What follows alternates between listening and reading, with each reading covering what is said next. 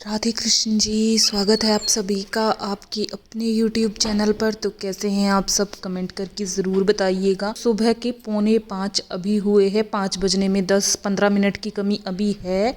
तो जब मैं उठी थी बाहर ना इतनी तेज़ बारिश तो अभी नहीं स्टार्ट हुई है, लेकिन तूफ़ान काफ़ी तेज़ था। हवा इतनी तेज़ चल रही थी ना कि देख के भी डर लग रहा था। और इतना अंधेरा था इस टाइम पे बाहर। डेली ना ऐसा हो रहा था कि धूप निकल रही थी, इस टाइम पे हल्की हल्की रोशनी होनी स्टार्ट हो जाती थी। लेकिन आज तो मौसम को देख के बहुत डर लग रहा था। तो पहली बारिश थी और आप बसंत पंचमी भी है आज। आप सभी को बसंत पंचमी की ढेरों शुभकामनाएं। बाहर से थोड़ा सा मौसम देखने के बाद मैं अंदर ही आई तो रात में ही मैं सोच के सोई थी, क्योंकि बच्चों के स्कूल से मैसेज आया था कि उनको ना पीले रंग का कुछ खाने में लेके जाना है आज। तो मैंने रात में ही सोचा था कि मैं सुबह में ना कढ़ी चावल बनाऊंगी, क्योंकि कई दिन हो गए थे कढ़ी नहीं बनाई थी मैंने। और उसी के लिए ना रात में मैंने दही को भी जमने के लिए रखा था। पता नहीं क्या हुआ है, पूरी सर्दियां मैंने इसी कंबल के अंदर ऐसे ही यहाँ पे रसोई में दही जमाया था। इतना अच्छा दही जमता है, लेकिन आज पता नहीं क्यों दही नहीं जमा, दूध ऐसे के ऐसे ही रखा हुआ था। तो देख के मेरा मूड बिल्कुल खराब हो गया। लेकिन चलो कोई बात नहीं, त्योहार का दिन है, मूड खराब नहीं करते हैं, अपने राधा नाम जप करते हैं और अपने घर के काम शुरू करते हैं। तो एक गिलास पानी गर्म करके मैं बैठ गई थी सोचने के लिए कि अब मुझे क्या बनाना है बच्चों के लिए। तो यही सोचते सोचते सुबह के 5 मुझे बज गए थे। तो मैंने पहले फटाफट से लगा दिया था पूरे घर में अच्छे से झाड़ू। पोछा भी नहीं लगाऊंगी, बाद में लगाऊंगी, लेकिन झाड़ू निकाल दूंगी अभी पूरे घर में से। तो झाड़ू लगाते लगाते ना मैं बाहर गई। तो बाहर मैंने सोचा कि झाड़ू नहीं लगाती हूँ, लेकिन अभी ना बारिश हल्की हल्की स्टार्ट थी, इतनी तेज नहीं थी। बाहर ना पत्ते पत्ते हो गए थे, जैसे तूफान चला होगा ना। तो हम पास में ही पेड़ हैं इतने सारे, तो पत्ते सारे के सारे झड़के ना आ जाते हैं आंगन के अंदर। तो उन्हीं पत्तों को मैंने झाड़ू लगा दिया था खूब अच्छे से अपने आंगन में भी एक बार। रात में ही मैं सोच के, तो मीठे में तो मैं सोच के सोई थी कि मुझे मीठे में क्या बनाना है बच्चों के लिए। लेकिन जो मुझे खूब अच्छे से आता भी है बनाना, मुझे सिर्फ बेसन के लड्डू ही मिठाई में काफ़ी अच्छे से बनाने आते हैं। बाकी मैं हर एक चीज़ की कोशिश कर लेती हूँ और वो ठीक ठाक बन भी जाती है। लेकिन बेसन के लड्डू मैं काफ़ी अच्छे बनाती हूँ, मैं अपनी खुद की तारीफ नहीं करूँगी। मेरे बच्चे बोलते हैं कि मम्मा बेसन के लड्डू बहुत अच्छे बनाते हो। और वही बनाना रात में ही नवी ने भी बोल दिया था।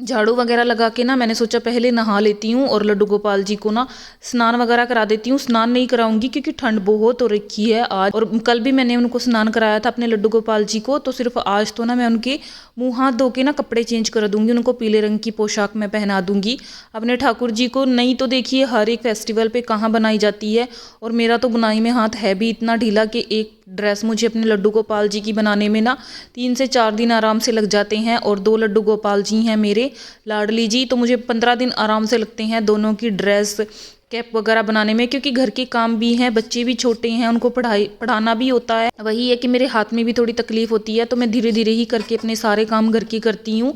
तो उसके साथ पहले अपने लड्डू गोपाल जी को जगा दिया था, थोड़े उनके मुँह हाथ धो के कपड़े वगैरह चेंज किए और जोत के बर्तन वगैरह उठा के मैं ले आई थी। लेकिन पहले मैंने सोचा कि ना बेसन को भून के रख देती हूँ, जब तक ये अच्छे से ठंडा होगा ना तब तक मैं अपने बाकी के काम कर लूँगी। तो पहले तो ना देसी घी डाल के थोड़ा थोड़ा ही डाल रही थी मैं घी, क्योंकि जितनी ज़रूरत होगी ना उसी हिसाब से मैं डालती रहूँगी और इसको भूनती रहूँगी। बेसन को 3 से 4 बार मैंने इसके अंदर घी डाला होगा। जब बेसन 90% अच्छे से भुन जाता है उसके बाद मैं हल्का सा पानी का छींटा उसके अंदर लगा देती हूँ। इससे ना लड्डू काफ़ी अच्छे दानेदार बनते हैं। तो बेसन भुन गया था, फिर मैंने सोचा कि ना चावल को तड़का लगा देती हूँ। सारी सब्जियां जितनी भी मेरे पास रखी थी ना, गाजर, गोभी, मटर, आलू, सारा कुछ काट पीट के ना मैंने यहाँ पे नमकीन चावल बच्चों के लिए बना दिए थे। वैसे मैंने रात में ही सोचा था कि कढ़ी और चावल मैं अपने बच्चों को बना के दूंगी स्कूल में, लेकिन पता नहीं क्या, चलो जो होता है भगवान की मर्जी से ही होता है, कुछ अच्छा ही होगा। कढ़ी ना खानी हो बच्चों ने क्योंकि ठंड हो गई है। नमकीन चावल मैंने बना दिए थे उनके लिए, और फिर मैंने ना थोड़ा सा चने वाला आटा लगा के रख दिया था कि अगर बच्चे खा के जाएंगे तो मैं उनके लिए एक एक रोटी इस आटे से बना दूंगी। ये ना ये चने वगैरह मिक्स करके ना बाजरा वगैरह मिक्स करके आटा पिसवाया है, तो इसको मैंने थोड़ा सा लगा के रख लिया था कि बच्चों के लिए अगर बनानी होगी तो मैं एक आध रोटी बना दूंगी जब वो खाएंगे। तो चावलों को तड़का मैंने लगा दिया था, सिर्फ सिर्फ टमाटर और हरी मिर्च के साथ मैंने चावल को तड़का लगाया था, क्योंकि लड्डू गोपाल जी को भी भोग लगाना है। और उसके बाद जो ये इतने सारे बर्तन हो गए थे ना इकट्ठे, पहले मैंने इनको धोया और इनको धोने के बाद ना फिर जैसे ही मैंने बेसन की तरफ देखा तो मुझे याद आया कि बूरा तो है ही नहीं। मैं बूरा ना थोड़ा ही मंगाती हूँ, जब भी मुझे लड्डू वगैरह बनाने होते हैं मैं साथ के साथ ही मंगाती हूँ, क्योंकि वो ना ख़राब होने की उसमें ना स्मेल हो जाती है बूरे में अगर ज़्यादा दिन उसको रख लो। और ना फिर मैं आजकल चीनी वगैरह कम ही करती हूँ, अगर मैं कुछ मिठाई वगैरह बनाती हूँ तो गुड़ या शक्कर से बनाती हूँ मैं। मीठा चीनी वगैरह बहुत कम डालती हूँ या फिर मिश्री यूज़ कर लेती हूँ। तो मिश्री भी थी मेरे पास, लेकिन ना वही था कि लाइट नहीं थी रात से, तो चीनी भी नहीं पीस सकती थी मैं और मिश्री भी नहीं पीस सकती थी। तो फिर मेरे पास एक ही ऑप्शन बचता था और वो था ये शक्कर। तो शक्कर को बेसन के अंदर मिक्स करके मैंने लड्डू बना। पहले अपने लड्डू गोपाल जी को भोग लगाया, उसके बाद सरस्वती माता को भोग में मैंने लड्डू रख दिए थे, उसके बाद दिया लगाया। बच्चों के स्कूल बैग भी ना मैंने यहीं पे रख लिए थे अपने मंदिर के पास में ही। ज्योमेट्री बॉक्स उनकी खोल खोल के मैंने मंदिर के अंदर रख ली थी, लेकिन बैग स्कूल के पास में ही रख लिए थे कि इनका भी मैं के साथ ही पूजा हो जाएगी, इनकी बुक्स वगैरह की। पहले मैंने दिया लगाया, उसके बाद मैंने आरती की, जोत वगैरह लगा के खूब अच्छे से लड्डू गोपाल जी के भजन किए। और उसके बाद ना फिर मैंने बच्चों की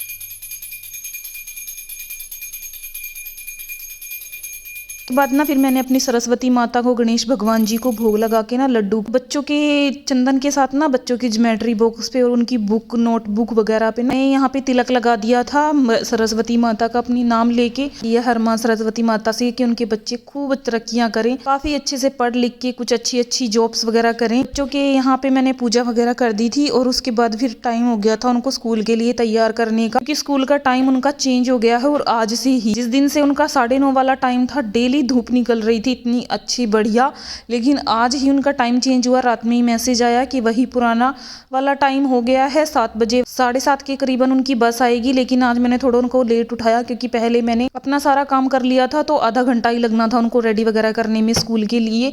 और फिर मैं बच्चों को अच्छे से तैयार किया स्कूल के लिए और उसके बाद उनको मंदिर में बुला के मत्था वगैरह टिकवाया। बच्चों को नहीं नहलाया था मैंने, क्योंकि ठंड बहुत थी और कल बच्चे भी नहा के ही स्कूल गए थे। तो पहले उनका मत्था टिकाया, फिर उनको बोला अपने बैग्स वगैरह उठाओ और उनको प्रसाद दे के बिठा दिया था खाने के लिए।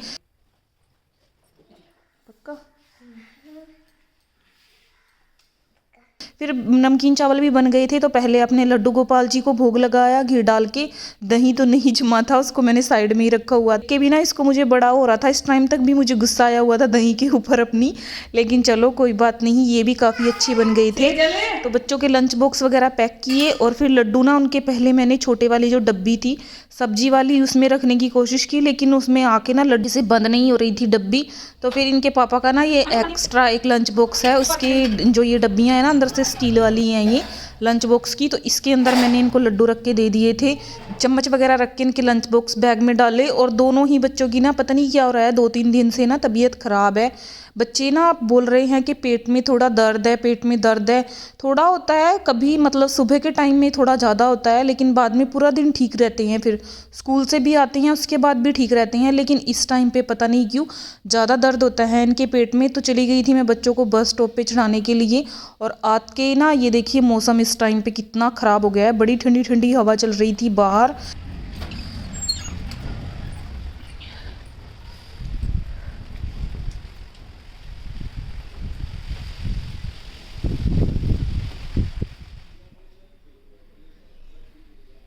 ये चले गए थे स्कूल और रसोई की हालत देखिए मेरी कैसी हो रखी है।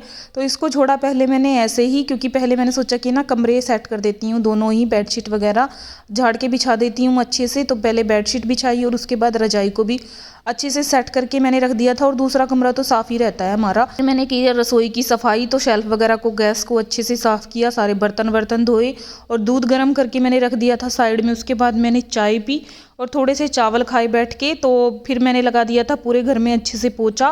पहले मैंने सोचा कि रहने देती हूँ, ठंड पहले ही हो रही है, पोछा नहीं लगाती हूँ, लेकिन फिर ना गंदा गंदा लगता है। और जिस दिन पोछा ना लगाओ उस दिन तो किसी ने आना ही, वैसे इतनी बारिश में कौन आएगा, पर फिर भी भाई पता नहीं होता है, आजकल सबके पास गाड़ी है, आ भी जाते हैं, बारिश का भी कोई वो नहीं होता है।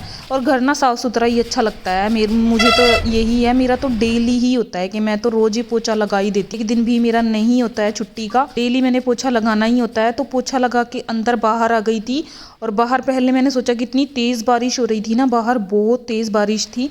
पहले मैंने सोचा कि मैं नहा ली हूँ, मेरे कपड़े गीले हो जाएंगे, छोड़ो रहने दो।